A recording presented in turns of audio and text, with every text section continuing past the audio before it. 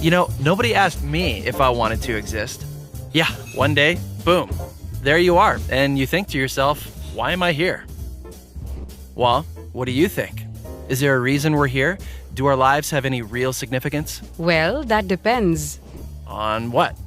on whether or not God exists. Wait, hold on.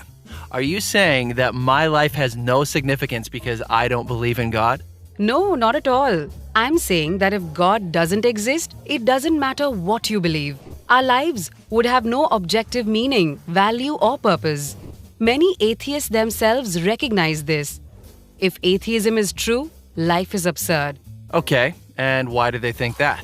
To begin with, if God does not exist, then the physical universe is all there is. Which means you and I are just accidental byproducts of nature. Right, so? That means we were not intentionally designed, so there's no purpose for us being here. Whoa. It gets worse. If God does not exist, there is no absolute standard of moral value. You've heard of Richard Dawkins, the atheist. He points out that in a materialistic universe, there is at bottom no design, no purpose, no evil, no good, nothing but pointless indifference. So you're saying atheists can't be good people? No, I'm not saying that. Many atheists live good lives. What I'm saying is, atheism fails to provide an objective basis for saying any particular action is good or evil. Oh, come on. After millions of years of sociobiological evolution, humans have developed a sense of morality. We all know it's good to feed a hungry child and bad to torture someone for fun. Of course we do, but that's precisely what atheism cannot explain. If there's no God, then what we consider right or wrong is nothing more than an accident of evolution or a human social convention. So what? I'm good with that. Really? Evolution implies survival of the fittest, not morality.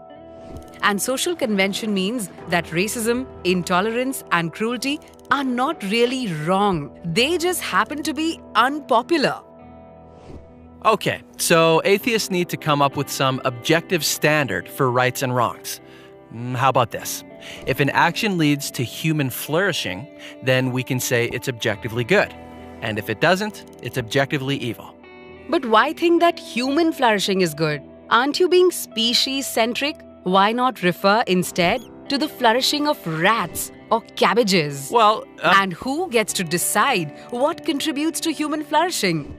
Hitler was convinced killing millions of Jews would promote human flourishing.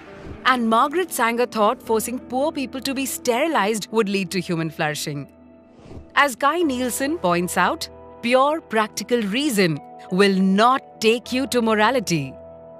So if atheism is true, there is no legitimate basis for saying that behaving one way is worse than behaving any other way. So it really doesn't matter how you live your life. Your day-to-day choices are meaningless. that's depressing. So if there's no God, what happens when you die? Well, nothing. You simply cease to exist. Right. So one person lives a kind, generous, thoughtful life. Another lives a horrible, violent, selfish life. It doesn't matter. In both cases, the outcome is the same: nothingness.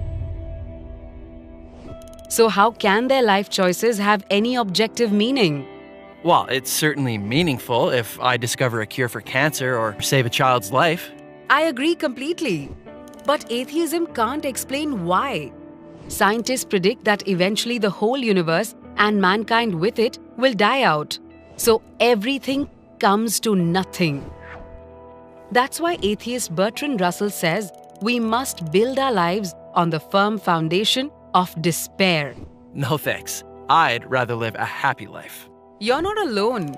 Every atheist has to choose between being happy or being consistent.